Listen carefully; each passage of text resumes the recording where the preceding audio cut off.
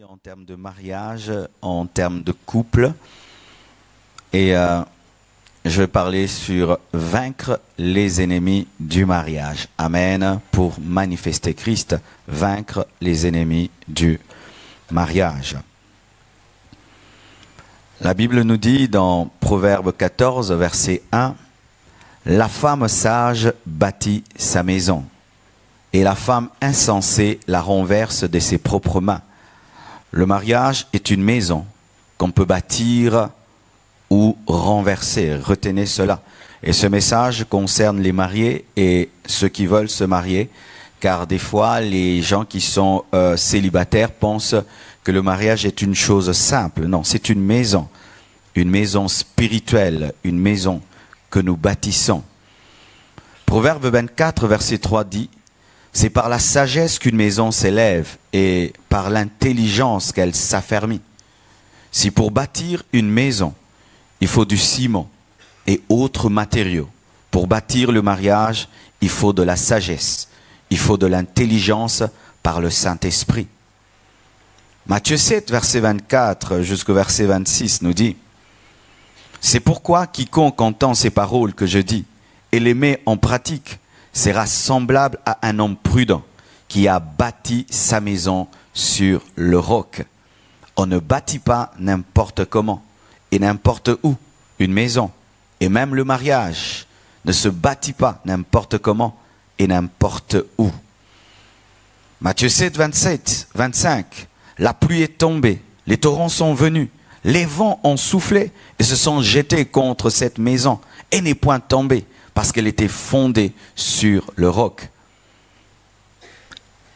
Bien-aimés frères et sœurs, la maison a des ennemis, la maison physique a des ennemis.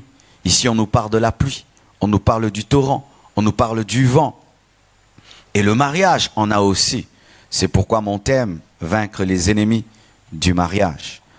Matthieu 7, verset 26 nous dit, « Mais quiconque entend ces paroles que je dis et ne les met pas en pratique, sera semblable à un homme insensé qui a bâti sa maison sur le sable. » Je vous prie, mes frères et sœurs, n'écoutez pas seulement ce que je veux dire, n'appréciez pas seulement ce que je veux dire, mais pratiquez par l'aide du Saint-Esprit, sinon vous n'aurez rien fait.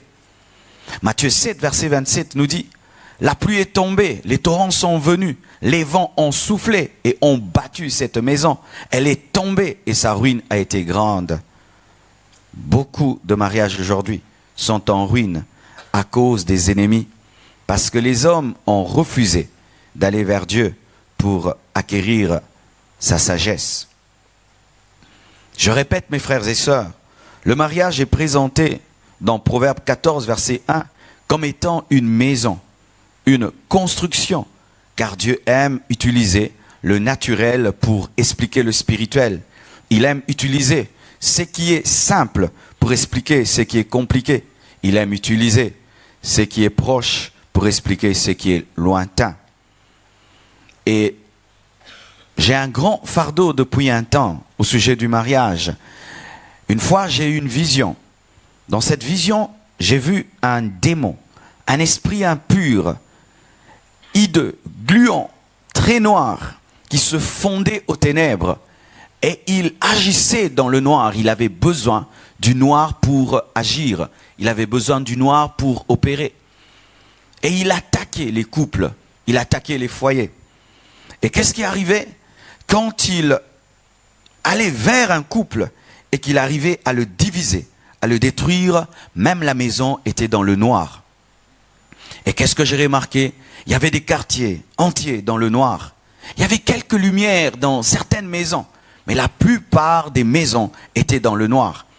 Et le Seigneur m'a dit, c'est l'esprit de divorce qui est en train d'agir pour détruire les couples. Il aime les ténèbres. Il aime l'ignorance, l'esprit de divorce. Et qu'est-ce qui arrivait? Lorsqu'il attaquait un couple, qu'est-ce qu'il faisait? Il cherchait d'abord à détecter entre les deux celui qui était faible. Et il allait vers celui qui était faible. Une fois qu'il mordait celui qui était faible faisait son travail. Il n'agissait plus trop.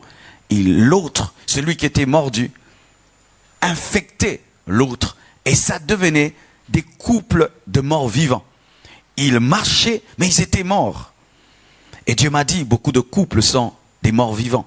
Ils sont là, main dans les mains, ils viennent à l'église, assis l'un à côté de l'autre, ils disent chérie, mais au-dedans, tout est mort parce qu'ils sont mordus. Et j'ai vu cet esprit venir vers moi aussi. Et quand il m'a attaqué, je l'ai chassé. Il est allé vers ma femme l'a chassé. Et il revenait comme ça. Et lorsque nous sommes tenus les mains dans la vision, nous avons résisté à cet esprit, il est parti. Et Dieu m'a dit, voici l'un des secrets. Il faut être ensemble, être fort ensemble. Il ne faut pas grandir sans ta femme. Il ne faut pas grandir sans ton mari. Il y a un homme ici, il est seul. Il est en train de croître spirituellement. Mais sa femme n'entend pas ce que je dis. Il y a une femme qui est venue ici. Elle est seule. Elle entend, mais son mari n'entend pas. Et qu'est-ce que l'ennemi fera? Il attaquera celui qui est faible. Car pour être marié, il faut être à deux. Tu ne peux pas être marié seul. Tu peux subir la faiblesse de l'autre. Tu veux du mariage, tu veux rester dans le mariage, mais l'autre n'en veut pas. Et tu subis le divorce, mais tu ne l'as pas voulu parce que l'ennemi a utilisé celui qui est faible. C'est pourquoi, bien-aimés, vous qui êtes fiancés et qui voulez vous marier, on n'épouse pas un inconverti. On n'épouse pas un inconverti. Bien-aimé, le mariage n'est pas une croisade d'évangélisation, ni un séminaire, ni une conférence. C'est pas pour que tu puisses dire, je vais le convertir. Tu n'es pas le Saint-Esprit pour convertir cet homme. Dieu ne peut te donner une pierre lorsque tu demandes le pain. Il ne peut te donner, bien-aimé, un poison lorsque tu demandes de l'eau. Et Dieu ne donne jamais les inconvertis à ses enfants pour le mariage. Cela n'est pas de Dieu. Et beaucoup, vous avez des souffrances aujourd'hui parce que vous avez refusé d'écouter Dieu lorsqu'il vous a interdit d'épouser un inconverti. La faiblesse vient de cet inconverti. Tu as épousé un animal, un homme charnel. Tu as épousé un homme animal. Et imagine que tu es dans un couple, tu es humaine et l'autre c'est un chien. Comment tu vas vivre avec lui? Alléluia. Et souvent, nous diluons nos critères dans le domaine du mariage lorsque le temps est passé. Tu es une fille, tu as 40 ans, tu n'es pas mariée et du coup tu dis, je vais épouser un serpent. Le serpent reste serpent malgré ton âge. Le temps est passé, on se moque de moi dans mon quartier, dans ma famille. Il faudrait quand même que je me marie et tu prends n'importe qui et tu épouses. Vaut mieux rester célibataire avec Jésus-Christ que d'épouser un inconverti qui va te séparer de Dieu. Le mariage n'est pas une compétition, le mariage n'est pas une course. Tant que tu n'as pas trouvé, reste seul. Car il y a des célibataires qui sont plus heureux que des mariés. Je dis, il y a des célibataires qui sont plus heureux que les mariés. Le mariage, c'est comme les chaussures. Quand je porte des chaussures, tu ne connais pas mes chaussettes. Tu ne sais pas si c'est troué ou pas troué. Et ainsi, dans les mariages, il y a des gens qui paraissent être heureux, mais ce sont des chaussettes trouées, cachées par des belles chaussures. Ils se battent dans la chambre, ils sortent, ils sourient. Et puis tu dis, j'aimerais les avoir comme parrains. Ah, j'aimerais les avoir comme parrains. Et puis tu épouses n'importe qui. Pourquoi? Parce que tu vois ce couple-là qui sourit tout le temps. Alors que des fois, ce sont des chaussures qui cachent des chaussettes trouées. Alléluia.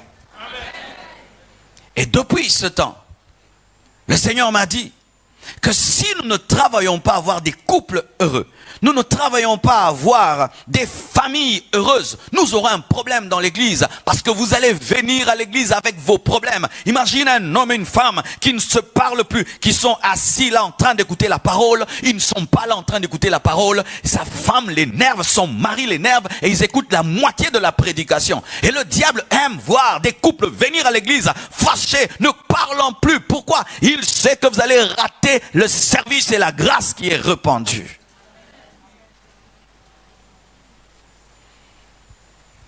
Et aujourd'hui, je vais partir de l'architecture pour vous expliquer comment Jésus-Christ est capable de vous aider à avoir des couples solides qui manifestent sa gloire. Le mariage nous est présenté comme une maison. Et les maisons ont beaucoup d'ennemis. Qui sont architectes ici? Alléluia. Les maisons ont beaucoup d'ennemis. Le tremblement de terre est un ennemi contre la maison. Tu peux construire une très belle maison, Mais si le tremblement de terre passe, et ce n'est pas une maison solide, elle va tomber. C'est pourquoi aujourd'hui, les Japonais construisent des tours prévoyant le tremblement de terre, des tours qui sont capables de bouger sans se détruire parce qu'ils ont prévu qu'un jour, il y aurait un tremblement de terre. Et la maison mariage a des tremblements de terre. Qu'est-ce que sont que les tremblements de terre dans le mariage? C'est une période de doute, de remise en question, à cause de défauts de ton partenaire, de ton époux, de ton épouse. Il manifeste des défauts et tu te poses la question, est-ce que c'est vraiment lui? Tout le monde un jour s'est posé cette question. Est-ce que c'est vraiment elle? Pourquoi dans les fiançailles, chacun cache ses défauts? Tu te mets dans un état de perfection pour gagner l'autre. Mais lorsque vous vous mariez, le matin, il te dit bonjour et peut-être que sa bouche ne sent pas très bon. Parce que chaque fois que tu la rencontres, elle avait déjà brossé ses dents.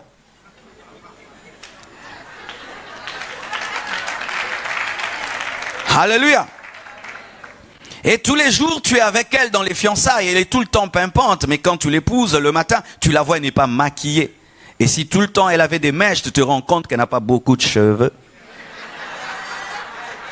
C'est pourquoi soyez le plus naturel que possible. Car si tu as des faux ongles, des faux cils, des faux ceci, de faux cela, alors tu te maries, alors tu enlèves tout, ça devient un scaphandre de combat. Il y a un homme qui a dit à sa femme, mais arrête, tu vas encore enlever quoi? Parce que tu es en train de tout enlever. C'est pourquoi j'aimerais donner ce secret aux célibataires. Il faudrait visiter ta fiancée à 6 h du matin avant qu'elle mette quoi que ce soit pour que tu puisses la voir bio. Elle est bio. Amen. Hein? Il faut que tu la trouves hein? Bio. À 6 h du matin, bio. Si elle dit je veux me laver, non, ne te lave pas. Je veux te voir quand tu n'es pas lavé parce que je te verrai souvent non lavé. Alors, bio. Donne-moi un amen. Amen. Ah oui, je vous déconseille, mes frères, d'avoir des fiançailles ecclésiastiques. C'est-à-dire des fiançailles d'église, où tu la vois tout le temps à l'église. Mais non, mais tu ne vas pas vivre avec elle à l'église. À l'église, faisons 2 h, 3 h du temps. Il faudrait aller voir à la maison et le matin. Ou très tard la nuit, quand elle a enlevé toute l'armure.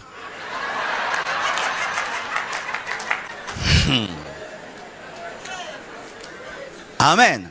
Et qu'est-ce qui arrive, les tremblements dans le mariage? C'est que tu as tellement idéalisé l'homme de ta vie. Tu l'as tellement idéalisé. Et mais lorsque tu l'épouses, après qu'il n'y ait plus cette belle robe blanche, et il n'y a plus cette belle veste noire, et ce col, voilà qu'il est dans son état naturel.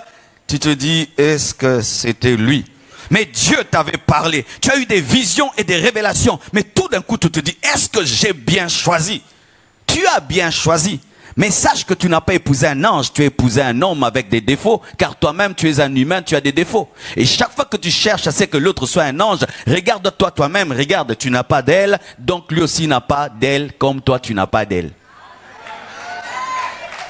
Des imparfaits qui exigent aux autres la perfection subissent des tremblements à vie, de sorte qu'ils veulent changer de conjoint, recherchant une perfection qu'ils n'ont pas. Car si tu exiges à ton conjoint d'être parfait pour que tu vives avec lui, toi aussi tu dois être parfait pour qu'on vive avec toi. Et étant donné que tu es un humain, tu as des défauts, tu dois supporter les défauts de l'autre. Rebecca venait de Dieu, mais elle était stérile pendant un temps. Ève venait de Dieu, mais elle a amené même la chute, mais jamais Adam n'a divorcé d'Ève.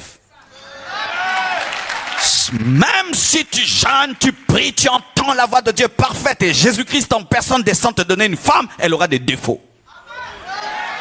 Elle aura des défauts. Elle aura des défauts. Même si Jésus-Christ, le plus grand prophète du monde, te révèle l'homme de ta vie, il aura des défauts. Pourquoi? C'est un humain. Dieu ne nous donne pas des anges en mariage, il nous donne des humains.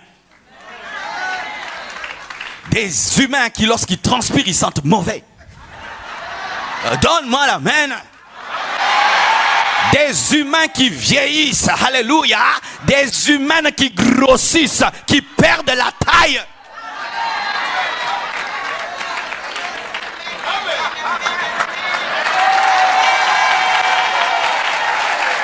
Oui, parce qu'il y a des frères qui veulent épouser des poupées. Non, tu n'épouses pas une poupée. Tu épouses une femme quand elle a un bébé. Elle grossit 2 bébés, elle grossit 3 bébés. Boum! Tu l'épouses. Tu l'épouses. Toi, tu veux une poupée qui ne grossit pas. La poupée ne mange pas, elle n'a pas de grossesse. C'est normal qu'elle ne grossisse pas.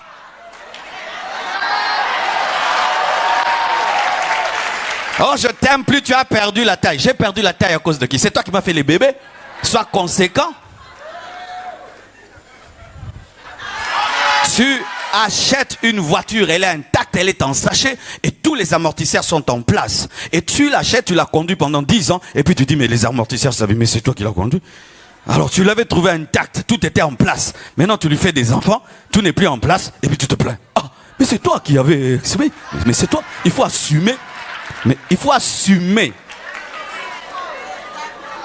Les hommes, nous sommes souvent des égoïstes.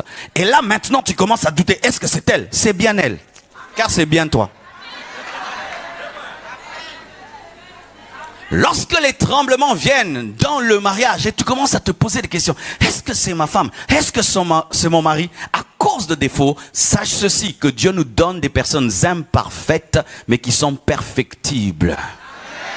Et qu'est-ce qu'il faut faire? Il faut fonder ton mariage sur le roc qui est Jésus et aimer ta femme avec le cœur de Dieu pour que tu puisses te concentrer sur ses qualités et oublier ses défauts, car toi aussi tu as des défauts et elle se concentre sur tes qualités.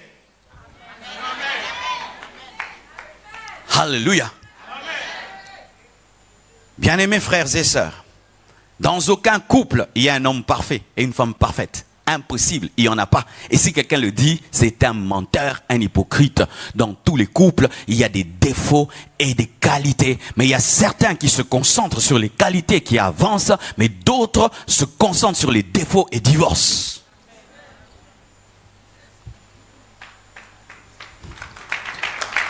Deuxième ennemi du couple, la foudre. La foudre est un ennemi de la maison. C'est pourquoi lorsqu'un bon architecte construit une maison qui est très haute, qu'est-ce qu'il y met? Il y met un paratonnerre. Parce qu'il sait qu'un jour il y aura l'éclair, un jour il y aura une foudre qui risquera de brûler la maison et il y met un paratonnerre. Et la foudre, l'éclair qui peut attaquer le couple, c'est Satan. La Bible nous dit, Jésus-Christ dit, j'ai vu Satan tomber sur la terre comme un éclair. Le diable n'aime pas le mariage. Les démons n'aiment pas les mariages. C'est pourquoi la plupart d'entre nous, quand le mariage s'approchait, tu as commencé à vivre de combats bizarres. Certains même le jour du mariage, c'est le jour où on a brûlé son pantalon. La voiture est tombée en panne. On est allé te coiffer, on t'a mal coiffé. Tout est allé en l'envers. Tu te dis, mais qu'est-ce qui se passe? Le diable n'aime pas le mariage parce que le mariage révèle sur la terre le mariage de Christ avec l'Église. Bien-aimé, toi qui es marié, sache que le diable n'aime pas ton mariage. Il a de la haine pour le mariage. Son rêve, c'est de diviser tous les mariages. C'est d'amener la séparation, le malheur dans le mariage. Et lorsque tu vis le bonheur dans ton couple, Satan est jaloux de toi. C'est ainsi qu'il fait des stratégies et des stratégies. Il envoûte. Il cherche comment diviser. La seule chose qui peut vaincre l'éclair face à une maison, c'est le paratonnerre. Et le seul qui peut vaincre le diable, c'est Jésus-Christ de Nazareth. Je dis, c'est Jésus-Christ de Nazareth. Il a dépouillé les autorités, les dominations. Il a vaincu le diable. Et au nom de Jésus-Christ, nous chassons les démons.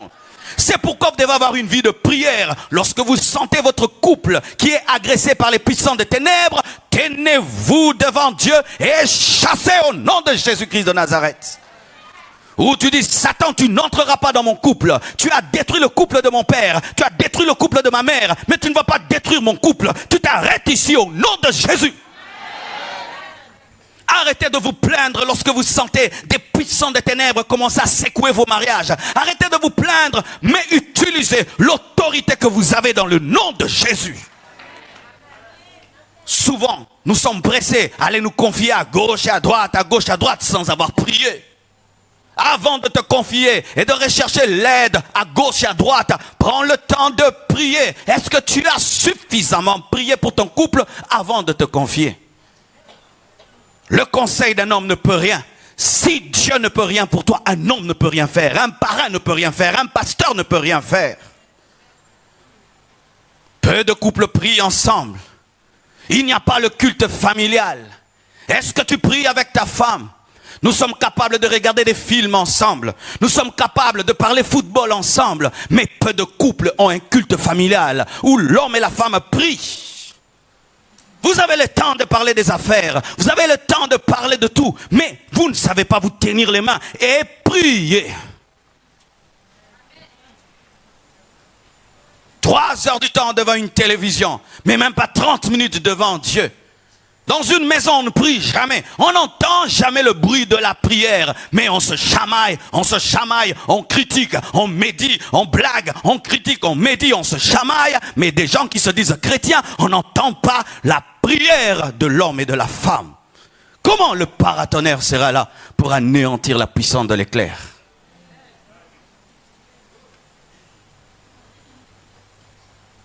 Un autre ennemi du couple et de la maison, c'est le surpeuplement. Je crois ici, il y a peut-être une capacité de 1000 places. Et si nous décidons tout d'un coup de mettre 5000 personnes dans ce bâtiment, il va s'écrouler. Pourquoi l'architecte n'a pas prévu qu'on y mette 5000 personnes? Et rien que l'afflux des hommes peut détruire cette architecture. C'est pourquoi dehors, on a mis des tentes. Dehors, on a mis des chaises parce qu'on ne veut pas détruire cette maison. Il en est de même avec le couple. Dieu n'a pas prévu que dans un couple, qu'il y ait trop d'infiltrés, trop de gens qui s'ingèrent. Mais quand dans ton couple, papa télécommande ton couple, maman télécommande ton couple, le pasteur télécommande et le prophète Faya télécommande ton couple, c'est lui qui te dicte ce que tu dois faire à ton mari et tout. Ça va détruire le couple. Le couple, c'est à deux. Lorsqu'il y a trop papa, trop maman, trop pasteur, trop prophète, trop les amis, ça va se détruire. C'est un surpeuplement. Et même lorsqu'on a des enfants, les enfants, des fois, détruisent le couple. Ah oui. Si vous avez des enfants, vous n'avez pas le temps pour vous deux, la présence des enfants va détruire votre couple. Au début de mon mariage, quand mon épouse a eu notre premier bébé, elle était tout le temps là, oracle, bisous. Et moi je regarde, je dis, oh, mais comment, moi j'ai même pas eu de bisous. Hein? C'est doudou et moi là. Je me sentais comme un étranger dans la maison, j'étais jaloux du bébé. Ah oui, j'ai dit, mais cette fille, vraiment, elle s'occupe plus de moi depuis qu'elle a un bébé. Et oui, les femmes, des fois, vous oubliez. Vous donnez tout votre amour aux enfants. Bébé. Et le mari, maintenant, lui, c'est un faiseur de bébé, quoi. Avant de donner le bisou à l'enfant, donne le bisou à celui qui t'a donné l'enfant. Alléluia. Oui. Pourquoi? Les enfants vont se marier, vont partir et tu resteras avec ce vieillard, avec cette vieille femme. Mais des fois nous tombons dans le piège. Tu donnes trop de temps aux enfants, tu oublies ta femme, tu oublies ton mari. Non, d'abord ton mari, d'abord ta femme. Les enfants non. Des fois les enfants doivent respecter l'intimité des parents. Pas tout le temps les enfants. Ils partiront. Ils vous laisseront avec votre grande maison et leurs anciennes chambres. Ah oui, mes parents ont construit une grande maison avec beaucoup de chambres pour nous. Mais moi, j'ai jamais eu le temps même de dormir dans cette chambre. On les téléphone, ça va? Eh ben, tu salues maman. Et si ma mère avait détruit son mariage pour moi, mais moi là, hey, je viens de me souvenir d'elle maintenant d'ailleurs. Tu t'imagines? Tu vas détruire ton couple pour l'enfant et tu oublies ton mari, tu oublies ta femme. Trop d'ingérence. Pour un petit problème, tu vois les parrains. Non, on ne voit pas les parrains directement. On ne voit pas le pasteur directement. À deux, vous devez être matures afin de traiter ce problème. Sinon, vos problèmes seront connus par tous et vous n'aurez point de respect. Et une chose encore, faites très attention d'aller rapidement dire les défauts de vos conjoints dans vos familles. Car il peut changer, mais la famille n'oublie pas. Ce mari est un aventurier puis devient sérieux. On va continuer à l'appeler aventurier parce que tu l'as dit. Elle ne s'est pas préparée. Et maintenant, si maintenant elle commence à bien préparer, ils ne croiront jamais qu'elle prépare bien. Ils vont dire, non, il est en train de couvrir sa femme.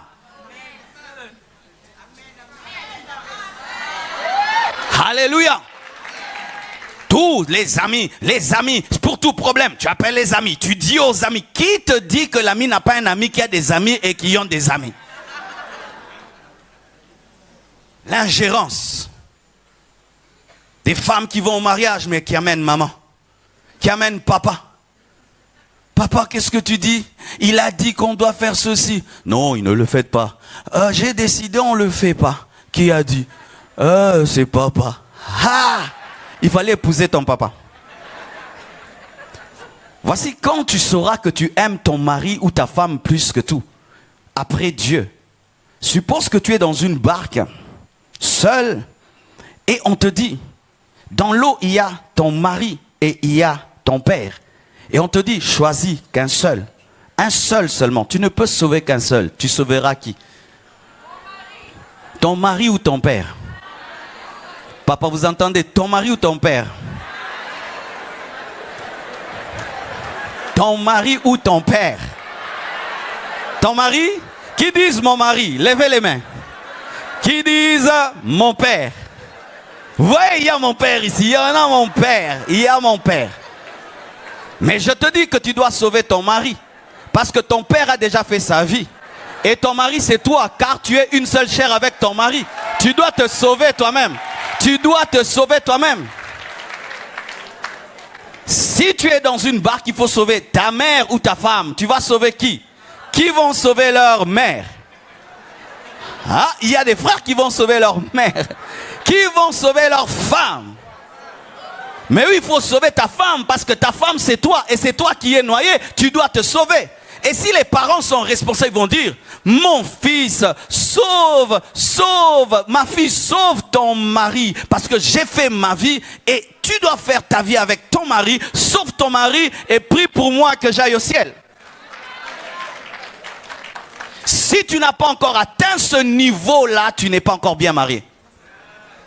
Si l'amour que tu donnes à ta mère dépasse l'amour que tu donnes à ta femme, tu n'es pas bien marié. Si l'amour que tu donnes à ton père dépasse l'amour que tu donnes à ton mari, tu n'es pas bien marié. C'est une ingérence. Et l'homme sentira cela, la femme sentira cela. Lui et sa mère, lui et son père.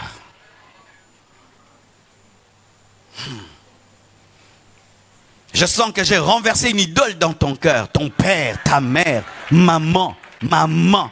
Maman, la Bible dit que l'homme quittera son père et sa mère et s'attachera, deviendra un. Si tu ne deviens pas un avec ton mari, avec ta femme, tu seras toujours attaché aux parents, même si tu habites New York.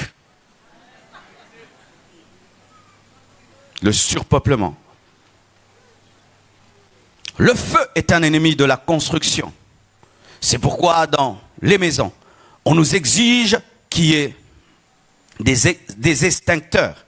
Parce qu'on sait qu'un jour il peut y avoir un feu qu'il faut éteindre. On prévoit qu'un jour il y aura un feu et il faut être capable de l'éteindre rapidement. Et voici le feu dans le mariage. La colère. La colère. Les conjoints colériques allument le feu. Ils se mettent en colère jusqu'à se battre jusqu'au sang. Quand j'étais célibataire, je voulais épouser une sœur, elle ne le savait pas. Je l'observais de loin. C'est une stratégie que je te donne lorsque tu es célibataire. Il faut observer de loin. Car si tu observes de près, on saura que tu es là, on va changer. Il faut observer de loin. Alors je l'observais, mais elle ne savait pas que je l'observais. Elle pensait que je venais seulement à la maison alors que je l'observais. Et un matin, je suis venu pour l'observer. Je l'ai trouvée en train de vibrer. Elle était en colère et elle vibrait de colère. Et j'ai dit, si j'épouse cette femme, elle va vibrer dans la maison. Comme je ne voulais pas une vibreuse dans mon cœur, je me suis retiré parce que je ne supportais pas d'avoir le feu dans ma maison. Le feu des disputes. Des couples qui n'arrivent pas à causer pendant 30 minutes. À la 35e minute, on commence à se chamailler. Vous êtes incapable de causer. Et tout le monde le sait. Et ils ont commencé à causer. Aïe, aïe, aïe. Soyez prêts, soyez prêts, soyez prêts. Soyez prêts, soyez prêts. Ils causent. Mais c'est bien de causer. Non, eux, ils finissent toujours par se chamailler. Et ils se chamaillaient même pour des choses qui n'ont pas de sens. Dans un couple, une fois, Ils sont en train de manger, et puis il y a une souris qui passe. La femme dit, la souris, j'ai vu une souris qui est venue de gauche vers la droite. Le mari dit non. Moi je l'ai vu, c'était de la droite vers la gauche. Elle dit non chérie, toi d'ailleurs tu ne vois pas bien. C'était de la droite vers la gauche. Moi je te dis c'est de la gauche vers la droite vers la gauche. Bah. Pourquoi tu l'as tapé? Elle veut me faire croire que la souris était passée de la droite vers la gauche, alors que moi j'ai dit que c'était de la gauche vers la droite. Vous vous chamaillez pour tout et pour tout, même pour une télécommande.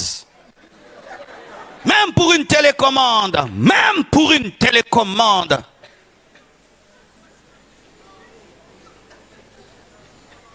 Vous vous chamaillez même avant d'aller dans des fêtes. Tu portes ça. Je ne porte pas.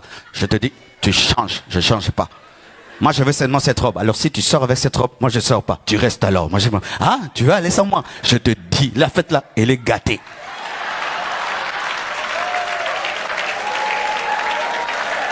Que Dieu vous donne le fruit de l'esprit, la maîtrise de soi. Le fruit de l'esprit, la maîtrise de soi. Des enfants immatures, quand ils se marient, ne font que se chamailler. Et vos querelles révèlent ceci, que vous êtes des enfants spirituellement. Quel que soit votre âge, vous êtes des enfants spirituellement. Des enfants. Vous devez manifester le fruit de l'esprit qui permet de comprendre et de tolérer et d'avoir la douceur même devant ce qui t'énerve. Le feu dans le foyer, c'est aussi l'infidélité. Dans notre coutume d'ailleurs, dans une coutume, on appelle ça le feu. Quand quelqu'un commet l'adultère, on dit que c'est le feu. Oui, c'est vraiment le feu.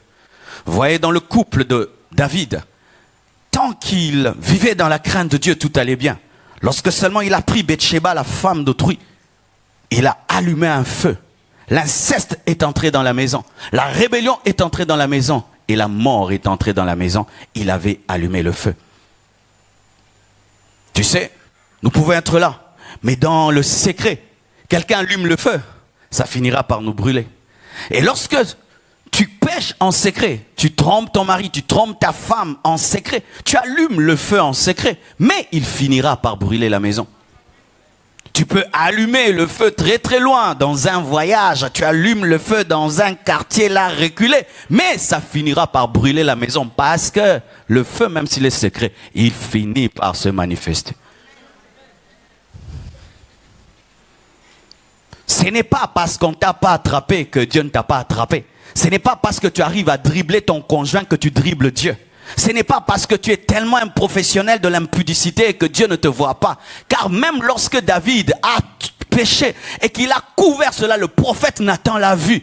Et je vous dis, le Saint-Esprit qui est le prophète des prophètes t'a vu.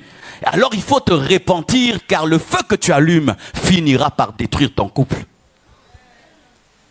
Vous allez voir, tout d'un coup, l'inceste entre dans la maison. Les enfants ne réussissent plus à l'école. Les enfants deviennent rebelles. On se dit, qu'est-ce qui se passe? Le père a allumé le feu. Un père, c'est le gardien de la maison. Et lorsque tu vis dans l'impudicité, tu ouvres la porte à Satan. Tu lui dis, viens détruire mon foyer. Les hommes aujourd'hui sont devenus des spécialistes en impudicité. Lorsqu'il veut sortir, il crée un problème. La femme prépare, du coup il dit que c'est trop chaud. Ou il dit il n'y a pas de sel.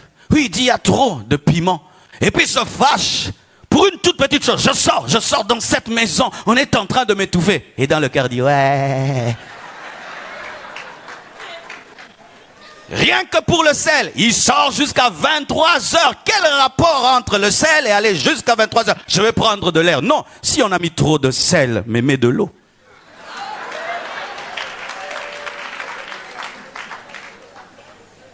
Sanctifiez-vous dans le couple. Bien-aimés, lorsque vous n'avez pas une vie de sainteté dans le couple, vous brûlez vos maisons. Bien-aimés frères et sœurs, tu n'as pas besoin que tout le temps ton mari te contrôle et ta femme te contrôle. Mais tu dois être contrôlé par le Saint-Esprit, contrôlé par Jésus-Christ. Ma femme n'a pas besoin de me contrôler. Qu'est-ce qu'il fait en Côte d'Ivoire? Qu'est-ce qu'il fait à Abidjan? Non, Dieu veille sur moi. Jésus vit en moi et je ne peux la tromper. Je suis marié, ça fait 11 ans. 11 ans, je n'ai jamais trompé ma femme. Je n'ai jamais dit à une femme, je t'aime, autre que ma femme. Je n'ai même jamais envoyé un SMS à une femme disant, je t'aime, avec un cœur bou, bou, bou. Je n'ai jamais même fait à une femme comme ça. jamais, jamais de jamais. Elle est la seule femme que j'ai connue dans ma vie. La seule femme.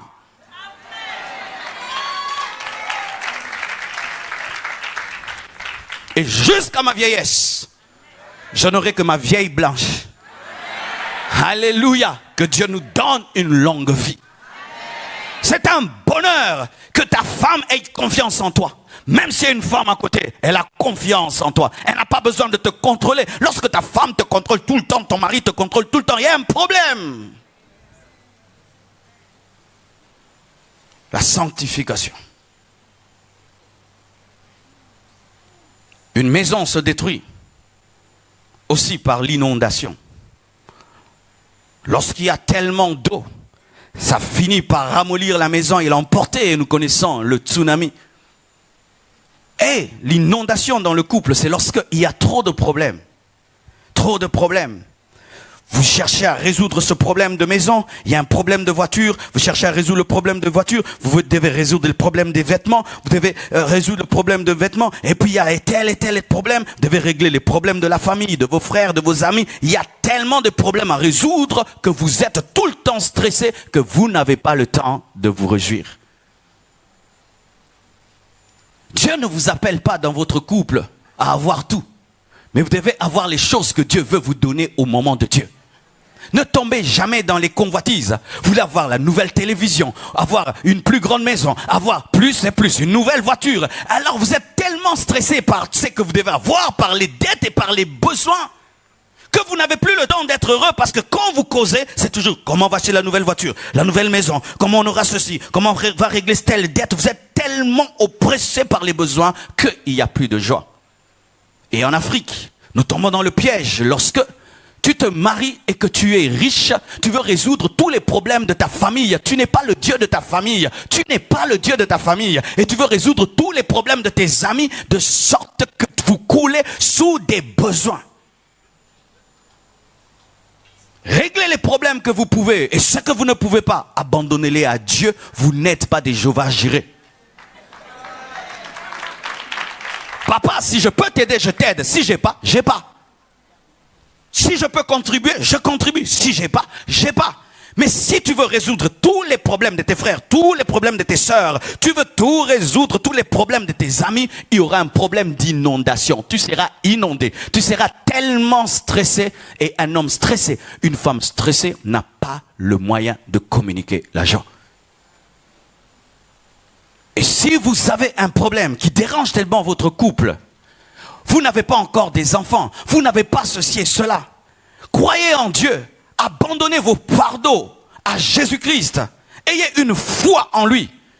La Bible dit tout ce que vous demanderez en priant, croyez l'avoir reçu et vous le verrez s'accomplir. Si vous avez demandé, ayez confiance en Dieu, mais ne trimballez pas tout le temps vos problèmes. Un couple qui trimballe les problèmes n'a pas le temps d'être heureux. Je connais des femmes qui ont perdu leur joie parce que l'enfant tardait. Elles n'ont même plus le temps pour leur mari. Tout le temps, elles se plaignent, j'ai pas d'enfant, j'ai pas d'enfant. Elle oublie même son mari. Je veux un enfant, je veux un enfant. Elle n'a plus la joie de vivre et même son mari devient malheureux parce que la seule chose que sa femme veut maintenant, c'est un enfant. Il y a plus qu'avoir un enfant dans la vie. Oui, il y a plus qu'avoir un enfant dans la vie. Les termites sont des ennemis du couple. Et dans une maison, cette maison peut être là, bien bâtie. Mais sous cette peinture, il y a des termites qui commencent à la ronger. Ce sont des tout petits insectes, des toutes petites bestioles qu'on ne voit pas, mais qui ont une forte puissance d'écrouler même un grand bâtiment. Ainsi, tout le temps, il faut désinfecter. Tout le temps, désinfecter. Pourquoi ? Les termites peuvent faire tomber toute une grande bâtisse. Et des fois, un mur peut être en place, visiblement en place, mais il est rongé par les termites. Et un jour, on cogne dessus, il tombe directement en poussière. Les termites, ce sont des péchés secrets, des choses secrètes, toutes petites, qu'on ne voit pas, que tu gardes, que tu caches, que ton conjoint ne connaît pas, que ta conjointe ne connaît pas. Des maladies, des défauts que tu gardes, des choses qui te rongent à l'intérieur, mais que l'autre ne connaît pas, que tu fais que garder, mais au-dedans, c'est en train de te ronger.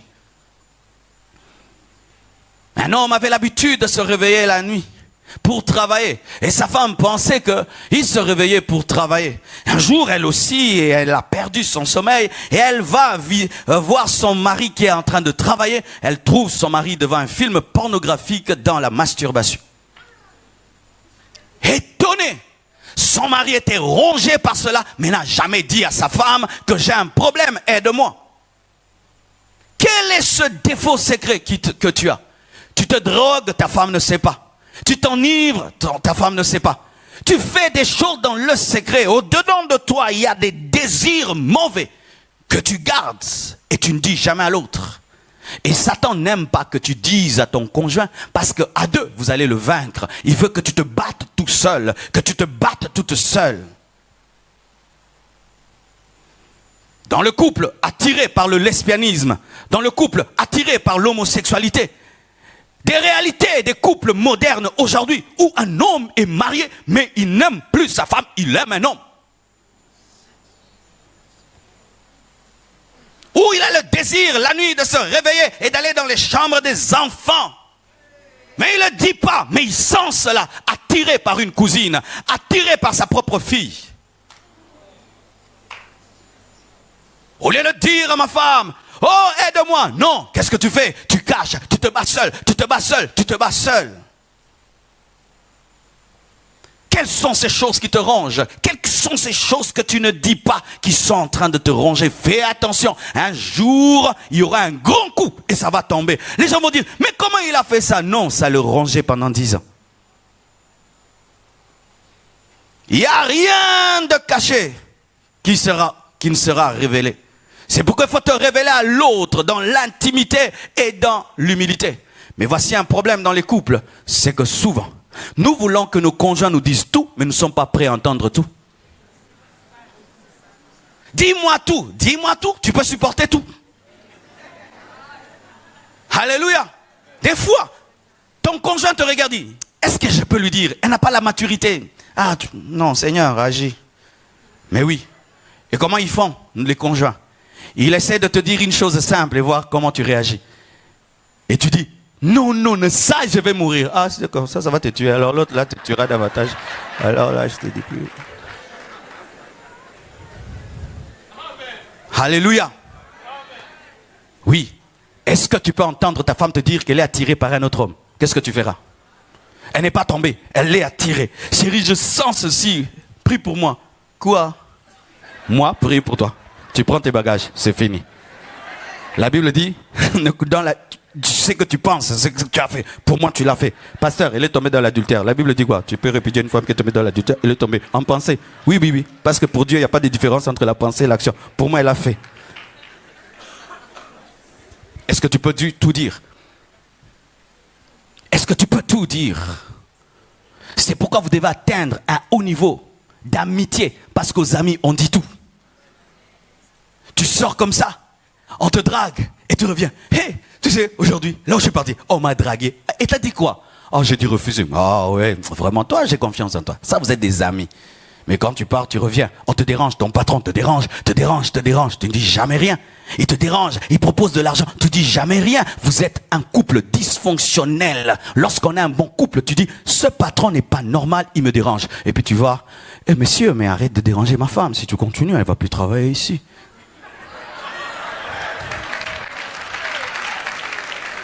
Acclame le Seigneur.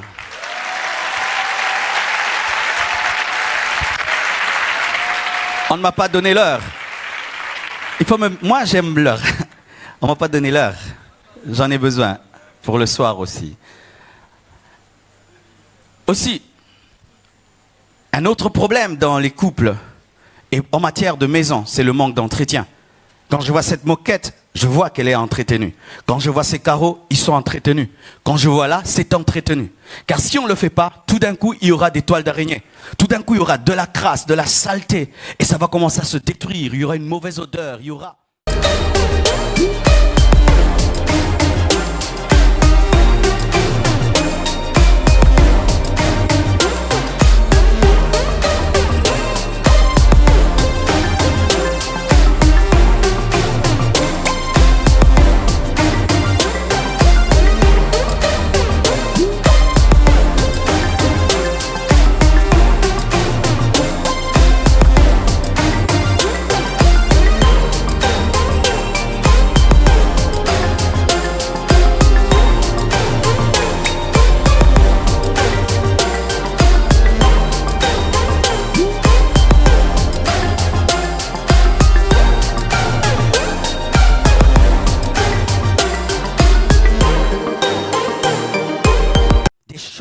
qui vont venir jusqu'à détruire une maison.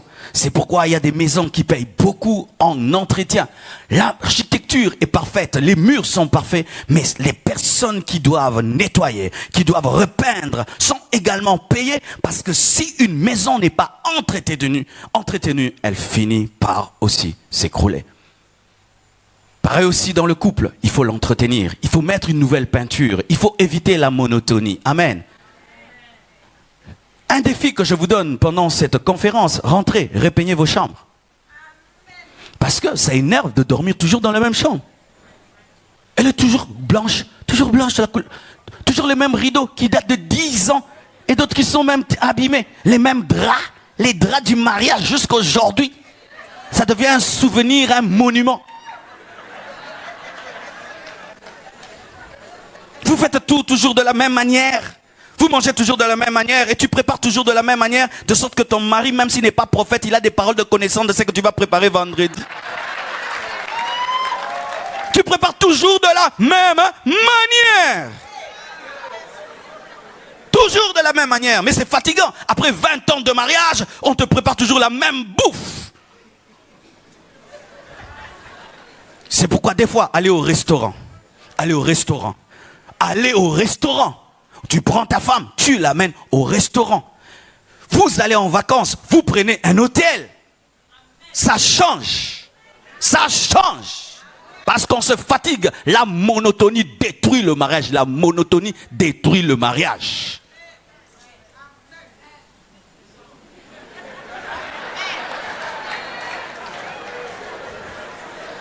Alléluia. Trouve à ta femme un nouveau nom. Trouve-là un nouveau nom. Mon biscuit, mon bonbon. Mais trouve-lui un nouveau nom. Je vous dis, même Dieu nous donne des nouveaux noms, n'est-ce pas? Et il se révèle à nous avec des nouveaux noms. Pourquoi? Pour que le mariage avec lui ne soit pas monotone. Jéhovah Jireh, Jéhovah Shammah. Des nouveaux noms. Chou, ça fait bien. Bébé, ça fait bien. Mutombo. Toujours le nom que son père lui donne. C'est le même nom qu'il a, même avec toi. Ayez des petits noms entre vous. Créez des nouveautés. Une nouvelle manière de vivre. Mettez la peinture, entretenez. Et continue à courtiser ta femme comme si tu ne l'as pas eu. Car le problème des hommes, c'est ça. Une fois que tu l'as eu, tu l'as fait des bébés. Ah. Nous considérons les femmes qu'on les a épousées comme des poissons. Qui fuient, mais dans un aquarium. Quand tu mets un poisson dans l'aquarium et tu veux le prendre, il fuit, il va où? Il est là. Et nous considérons maintenant les femmes comme des poissons dans l'aquarium. Où ira-t-il? Où ira-t-il? Toi, viens là. Hein? Non. Courtise-la. Comme si tu ne l'as pas épousée. Cherche-la. Comme si tu ne l'as pas trouvée, mais tu l'as déjà. Ça fait plaisir.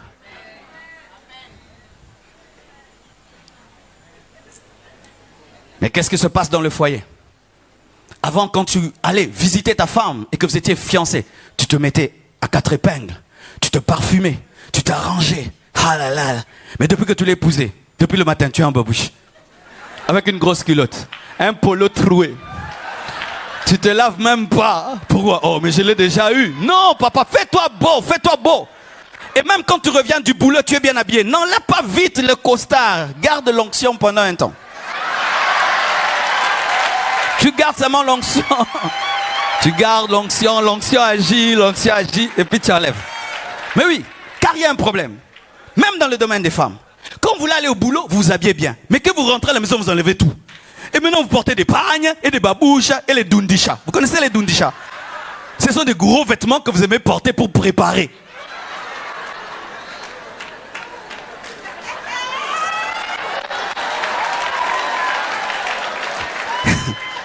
Toutes les femmes ont un dundisha.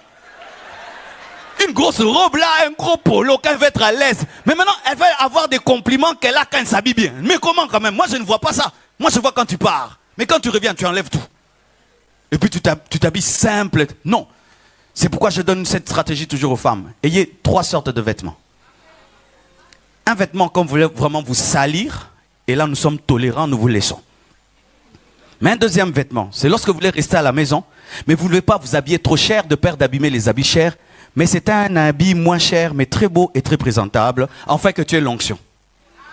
Et un autre habit maintenant quand tu veux sortir pour que ça ne s'abîme pas. Mais si vous n'avez que des habits pour sortir et des habits pour travailler, il y aura un problème. Ton mari te verra jamais belle. C'est seulement quand tu dis au revoir, bisous, là maintenant tu es dans tes mocassins, dans tes trucs, tu sors, mais pour aller que le patron te voie. Et quand tu reviens, tu es très jolie. Oh chérie, je suis là. Hey, tu commences à les vins. Et puis tu portes les Dundisha.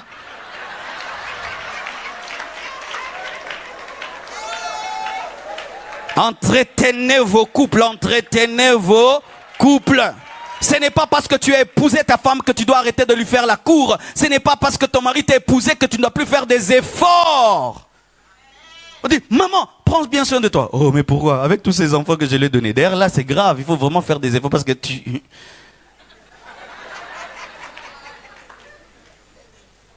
Quand vous étiez fiancés, s'il vient te visiter, tu enlèves sa veste, tu la mets. Mais maintenant, quand il arrive, t'es venu? Ah, assis-toi. Servez votre papa. Il a épousé ses filles. Entretien.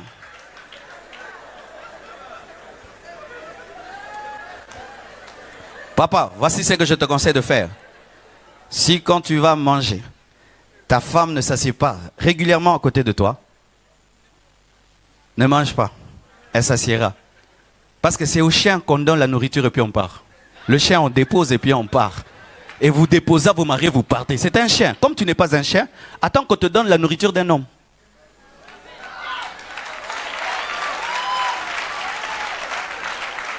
Vous déposez et puis vous partez. Pour faire quoi? Qui est plus important dans cette maison que moi?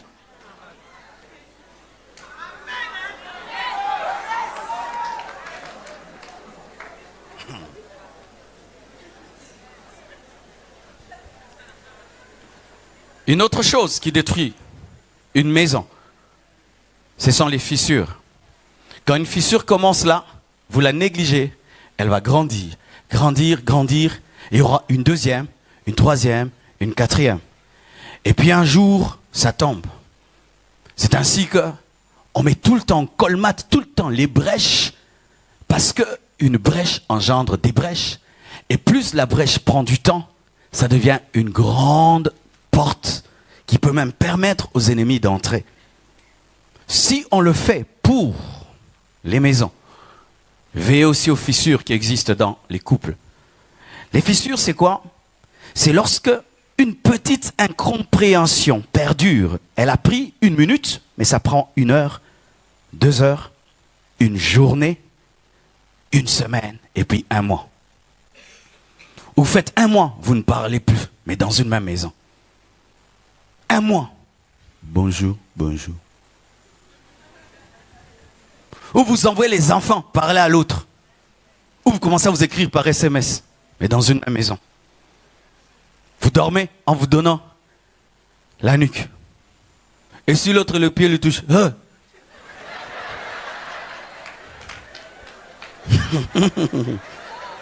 Je vous dis, dans les foyers, il y a des théâtres. Si on peut vous filmer ce qui se passe, vous allez commencer à rigoler. Vous ne parlez pas, vous ne causez pas. 1 semaine, 2 semaines, 3 semaines, 1 mois. Et puis c'est quoi? La séparation de chambre. Tu commences à dormir au salon, l'autre dort dans la chambre. Quel que soit le niveau du problème, dormez toujours ensemble. Quel que soit le niveau du problème, dormez toujours ensemble.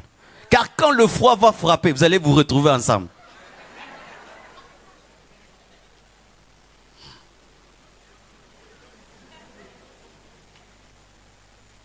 Évitez ces choses, tu es en colère, et puis tu dors par terre, et l'autre dort sur le lit. L'ennemi est content. Quel que soit le problème, dormez sur un même lit. Quel que soit le problème, dors chez toi à la maison. Ne dis pas je rentre chez nous à la maison, tu risques d'y aller pour du bon. Ne prends jamais ta femme, je vous la ramène, il faut l'éduquer. Ce n'est pas ta petite sœur, c'est ta femme. Tu ne peux pas prendre ta main et puis tu dis, je vous laisse ma main, éduquez ma main, je reviendrai la prendre. Évitez les fissures. Et comment éviter les fissures? Il faut pardonner immédiatement. N'attends pas un jour, 2 jours pour pardonner à ton conjoint. Pardonne immédiatement. Parce que le temps que tu perds, l'ennemi le récupère. Pardonne à ta femme. Pardonne à ton mari. Et faites toujours ceci. Être celui qui fait le premier pas. Pour faire le premier pas, pour régler un problème, il faut être humble. Souvent, c'est quoi? Celui qui doit commencer. D'ailleurs, celui qui doit commencer, moi, je ne commence pas. Mais tu en as assez de la situation dans la maison. Ça te dérange de vivre une maison pareille. C'est lui qui doit commencer. Jamais. Et puis tu as des gastrites, tu as des maux de tête, tu as des insomnies. Tu fais même semblant de dormir, mais tu ne dors pas. Mais tu n'y arrives pas. Demande pardon. Même si c'est l'autre qui a commencé. Je te pardonne. Et Dieu récompense toujours celui qui fait le premier pas. Ce n'est pas une faiblesse. Selon les hommes, c'est une faiblesse que de faire le premier pas. Mais selon Dieu, c'est une grande victoire. Apprenez toujours à faire le premier pas pour résoudre un problème. Alléluia.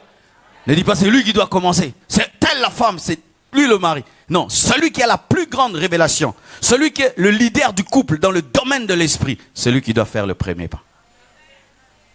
Alléluia. Un autre ennemi d'une construction, c'est le mauvais sol.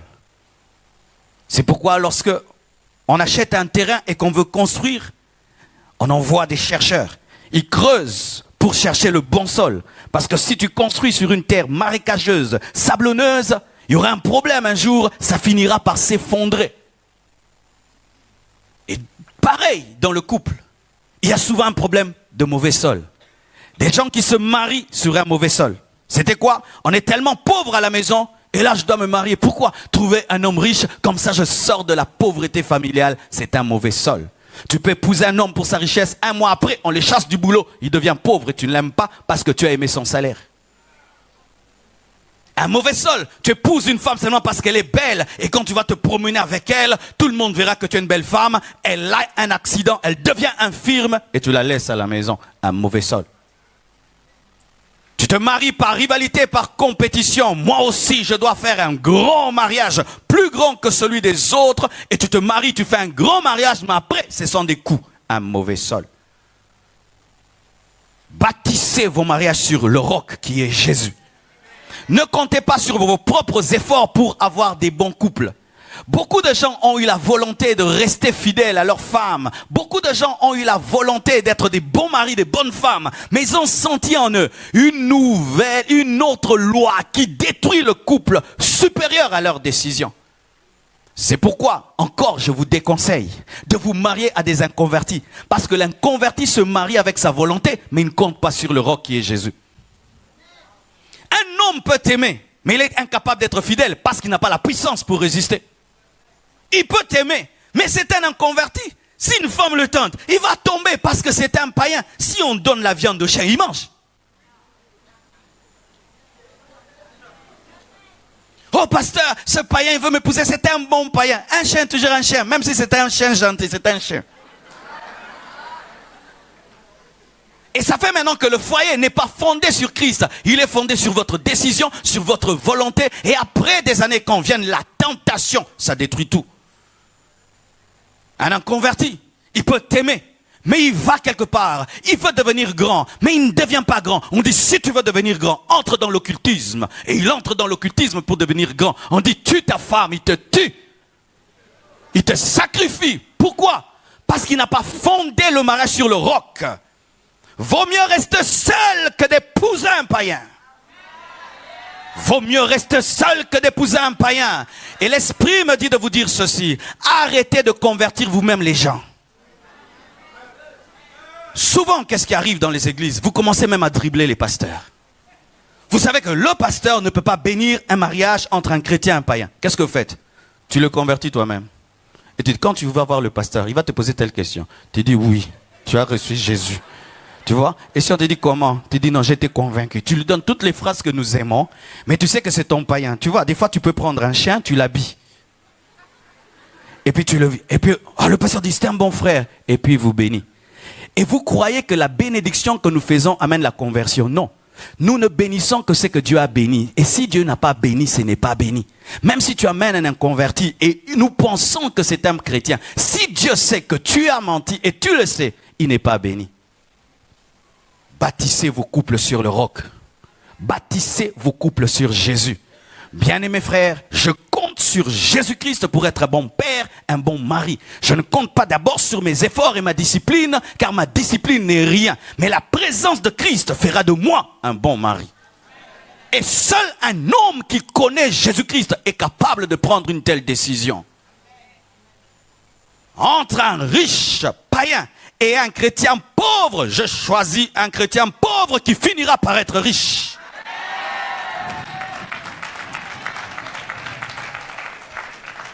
Alléluia. Je conclus mon message en parlant de l'érosion.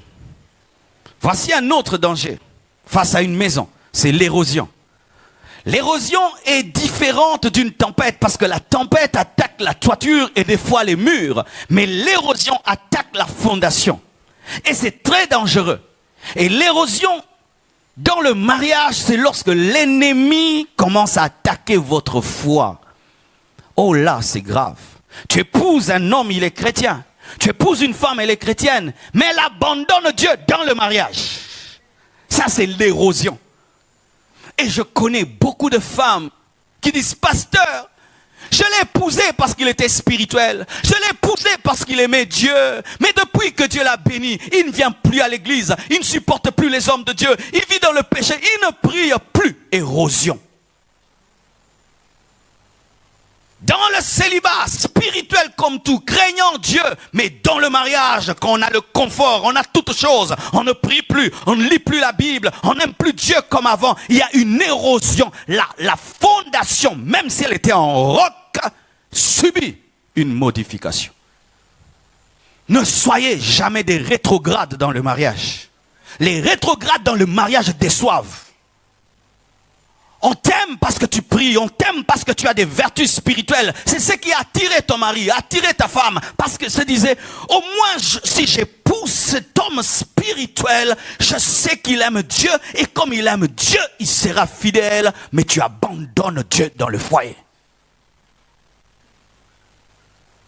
As-tu toujours ton premier amour? As-tu toujours ta première foi? As-tu toujours ta première relation avec Dieu? Celle que tu avais dans le célibat? Celle qui a attiré ton mari, celle qui a attiré ta femme. Que c'est décevant d'épouser un homme pour une vertu spirituelle. Mais dans le mariage, il perd cette vertu et devient un homme ordinaire. Et tu cherches la personne que tu as épousée. Elle n'existe plus. Une érosion.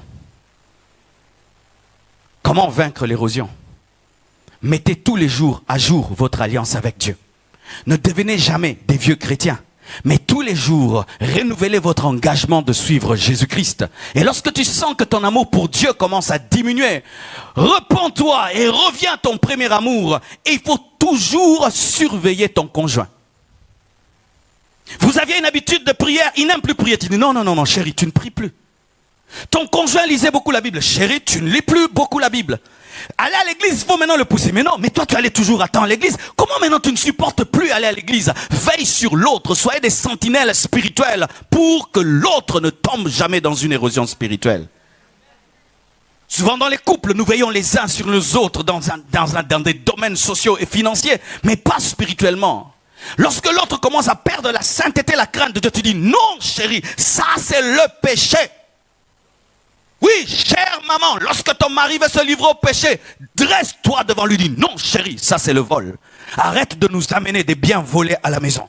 Moi je t'ai aimé parce que tu étais honnête, mais là tu commences à voler. N'amène plus dans la maison des biens volés. Tu es une bonne femme, tu veilles à l'érosion. Lorsque ta femme veut devenir une femme quelconque, qui médit sur les gens, qui amène des colportages à la maison, tu dis, dans cette maison, je ne veux pas de critique, je t'ai aimé parce que tu étais une femme de prière.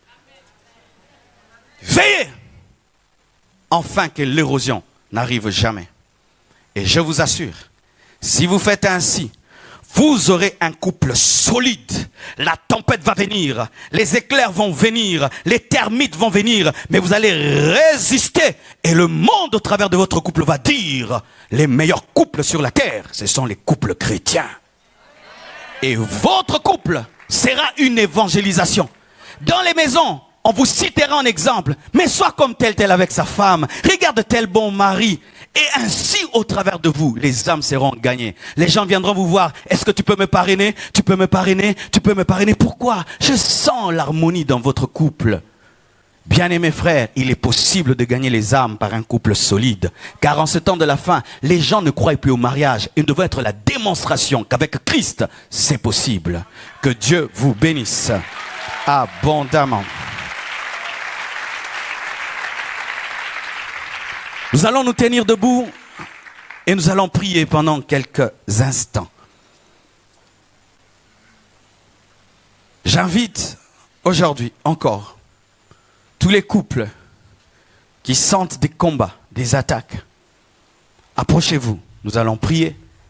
Et je vais prier également pour tous ceux qui sont fiancés, afin que Dieu vous aide dans votre projet de mariage.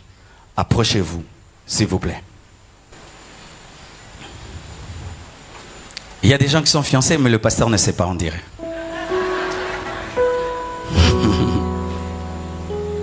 Je t'ai cherché partout. Enfin, je t'ai...